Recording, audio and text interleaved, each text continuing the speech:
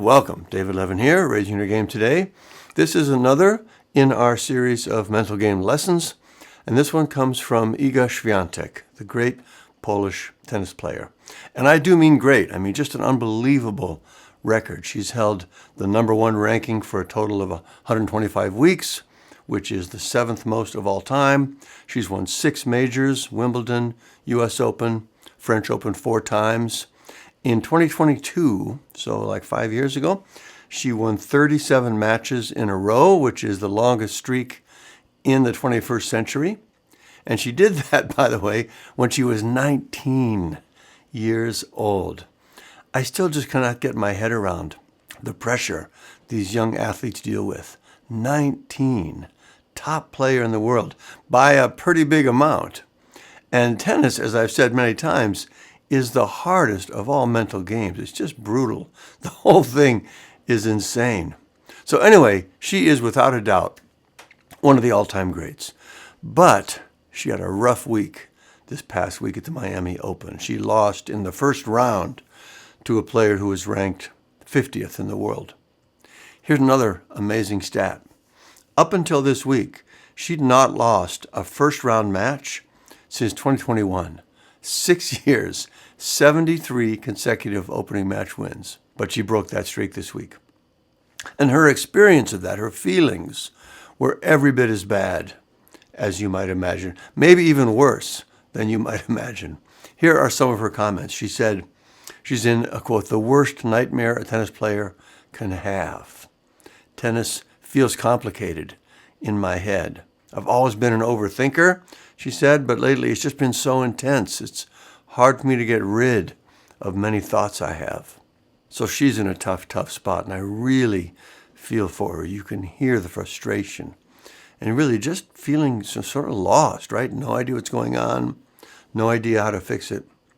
At the same time, she does sound like she believes she can do it. She says that, which is good. It hasn't totally knocked her down, right? But she also doesn't sound like she has specific ideas for how to fix it, just a general belief that she'll figure it out somehow. Painful spot to be in, especially after having been so dominant for so long. Because one of the unavoidable questions you're going to have is, do I just not have it anymore, right? Have I peaked? Is my time over? Am I just not good enough anymore? Those are hard questions to face for all of us, but especially for pro athletes. Different realm, but I was watching Man on the Run, a new Paul McCartney documentary, and even he struggled with this. A Beatle, one of the biggest stars and best songwriters of all time, like without a doubt. But during that period, right after the Beatles broke up, he said there were times when he genuinely thought, I might never write another song again. How is that even possible? But that's the kind of things we think in these times. And it was a super hard time for him, too. So anyway, sports, Iga, tough week. So what are the lessons for the rest of us?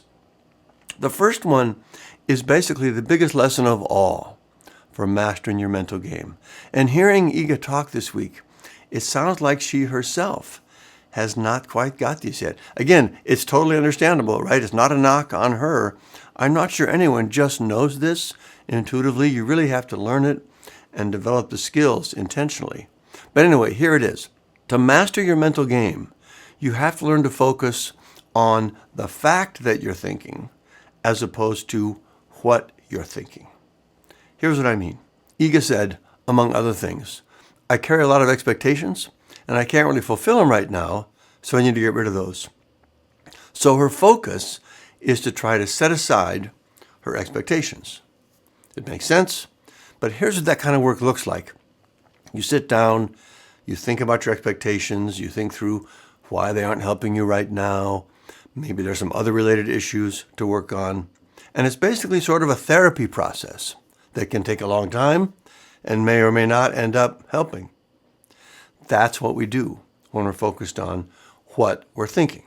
Make sense? But here's the thing, and this is so powerful. But the reality is, in the moment, during the match, the thing that's keeping her from playing her best is not that she's thinking about unrealistic expectations. It's simply that she's thinking at all. She's off in her head rather than being focused and present. That's the real problem, and that really is the whole story of the mental game. Peak performance, by definition, requires us to be fully focused and present. And I bet you've had that exact experience yourself. When you're in the moment, having fun, doing something you love, you're not off in your head somewhere, you're fully present and engaged. That's peak performance, and it's the same thing at every level. Think about it this way.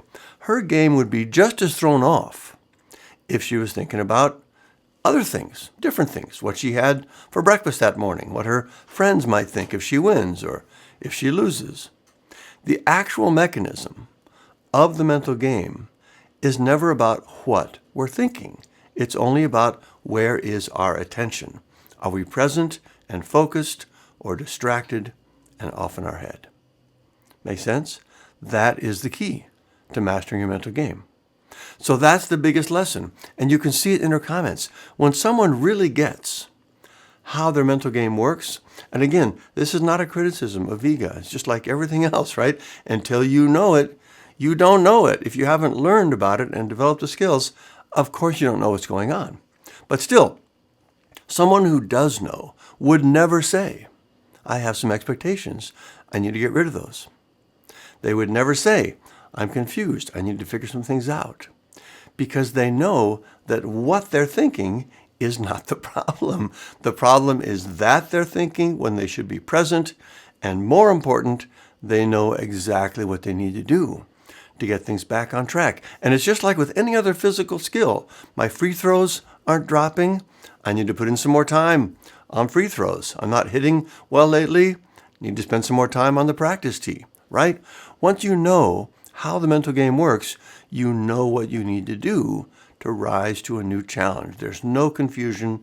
There's just some more work to do.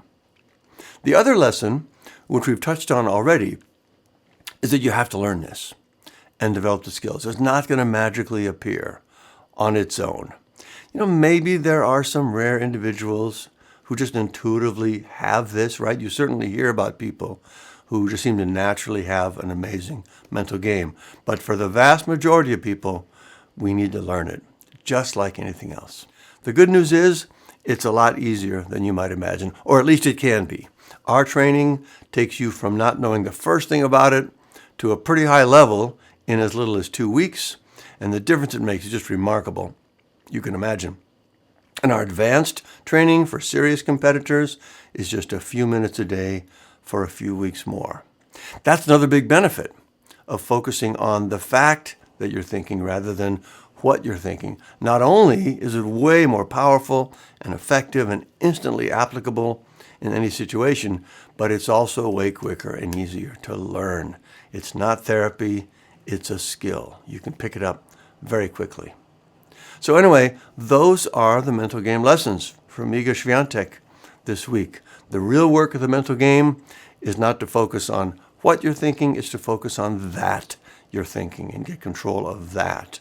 And if you want to get better at it, you have to work on it intentionally. It's not going to happen by itself. And by the way, this isn't only about sports. It's also huge for creativity and innovation, for being a better leader, a better parent. The benefits of being present and focused and engaged and having that ability to self-regulate shows up in all areas of our lives. And the thing that helps us do that is the same in all areas. So I hope that was helpful. Let me know if you have any questions. To learn more about our sports trainings, check out raiseyourinnergame.com. For info on our executive coaching, check out davidlevin.com. Either way, keep up the good work, and I'll see you next time.